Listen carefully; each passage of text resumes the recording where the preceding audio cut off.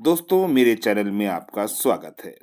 आज मैं आपको उत्तर प्रदेश के रुहेलखंड में स्थित एक जिला बरेली जिला से जुड़ी एक कहानी सुनाने जा रहा हूँ। बरेली जिला उत्तर प्रदेश का एक अहम जिला है। ये स्मार्ट सिटीज में भी आता है। यहाँ के कैंट में स्थित एक चर्च जो कि फ्री विल बैप्टिस्ट चर्च कहलाता है। ये चर्च 184 साल पुराना चर्च है। बरेली जिले के वैसे तो सभी प्रमुख चर्च अपने अंदर एक इतिहास को समेटे हुए हैं, लेकिन बरेली कैंट स्थित ये फ्री विल बैप्टिस्ट चर्च अपने अंदर बहुत सारी कहानियां समेटे हुआ है। 1838 में British bishop Daniel Wilson Kolkata से बरेली आते हैं और उन्होंने ही इस चर्च का निर्माण कराया था। इसके बाद बरेली के अंग्रेजों में ये चर्च एक प्रमुख स्थान बन गया। यहाँ पर प्रेयर्स होने लगी, यहाँ पर क्रिसमस मनाए जाने लगे। लेकिन 1857 में जब स्वतंत्रता संग्राम शुरू हुआ, मेरठ से चिंगारी उठी और वो रुहेलखंड होती होती लखनऊ पहुंची, तो बरेली के क्रांतिकारियों की नज़र इस चर्च पर पड़ी और उन्होंने फैसला किया कि अंग्रेज़ों की हुकूमत को डगमगाने के लिए वो इस चर्च पर अटैक करेंगे और उन्होंने 31 मई 1857 को इस चर्च पर हमला किया। हमले के वक्त चर्च के प्रशासनिक अधिकारी जॉर्ज रैक्स कई लोगों साथ प्रार्थना कर रहे थे। इस हमले में ईसाई समुदाय के लगभग 40 लोग मारे गए। मरने वालों में तत्कालीन पादरी और उनकी पत्नी, उनका 8 वर्षीय बेटा भी था। इस चर्च को लोगों ने तोड़ने फोड़ने के बाद जला दिया, इसमें आग लगा दी, इसको बहुत ही ज़्यादा तहस नहस कर दिया। और इसका असर ये हुआ कि इस हमले से ब्रिटिश हुकूमत हिल कर रह गई। ब्रिटिश हुकूमत का हौसले पस्त पड़ गए और यही कुछ लखनऊ में भी हो रहा था, यही कुछ कानपुर में भी हो रहा था। इन क्रांतिकारियों के आवेग से ब्रिटिश हुकूमत हल्की पड़ी। हमले में ध्वस्त हुए चर्च को दोबारा बनाया गया और इस चर्च में अंग्रेजों को बंदूकें ले जाने की इजाज़त भी दी गई। ये पहली बार था कि किसी धार्मिक स्थान पर किसी भी असलहे को ले जाने की इजाज़त दी गई थी। यही नहीं, इन बंदूकों को टांगने के लिए चर्च में एक नई बेंच भी लगाई गई थी, जिसमें बंदूक टांगने के लिए कुंडे भी लगाए गए थे। दोस्तों, आज ये चर्च स्वतंत्रता संग्राम की यादें लिए हुए कैंट क्षेत्र में स्थित है। यहाँ पर आज भी क्रिसमस के अवसर पर विशेष पूजाओं का आयोजन किया जाता है। अभी पिछले 2 साल से ये चर्च बंद है, लेकिन इस पर ये चर्च बरेली का एक प्रमुख चर्च रहा है।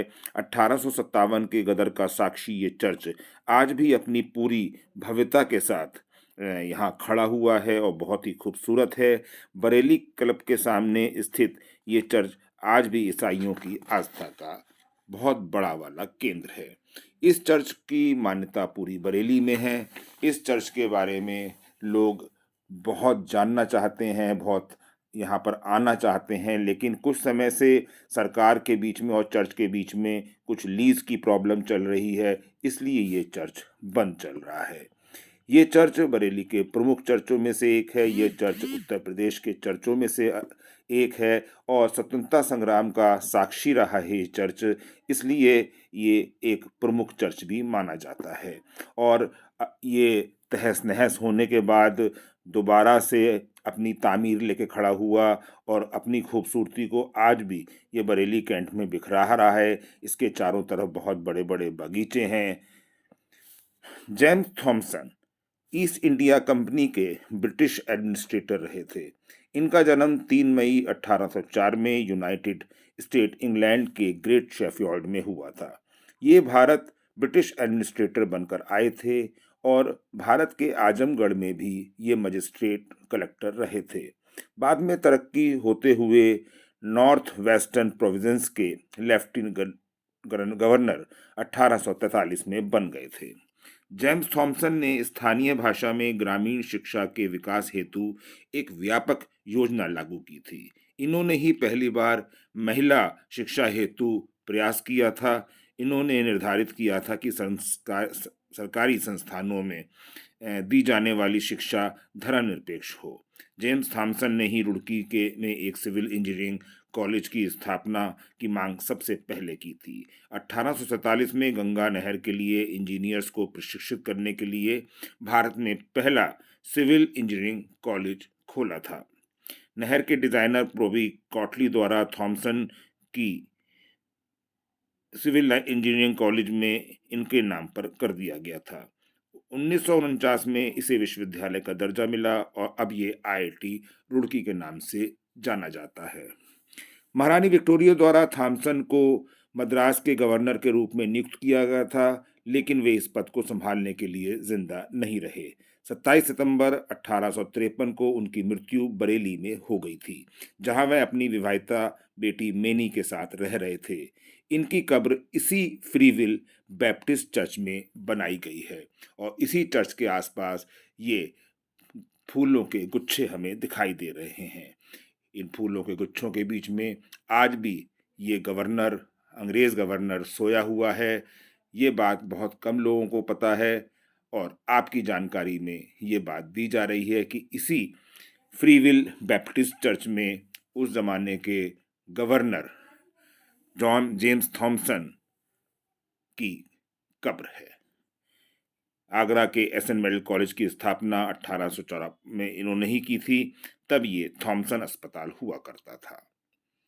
बरेली का ये चर्च इतिहास की बहुत सारी यादों को अपने भीतर संजोए हुआ है, अब इतिहास की बहुत सारी करवटों को अपने भीतर समेटे हुआ है।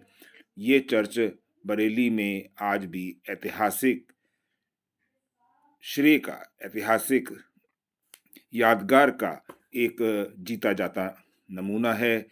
हमें इस चर्च को अपनी धरोहर के रूप में रखना चाहिए। ये स्वतंत्रता संग्राम में अंग्रेजों के हौसलों को तोड़ देने के लिए भी हमेशा याद रखा जाएगा।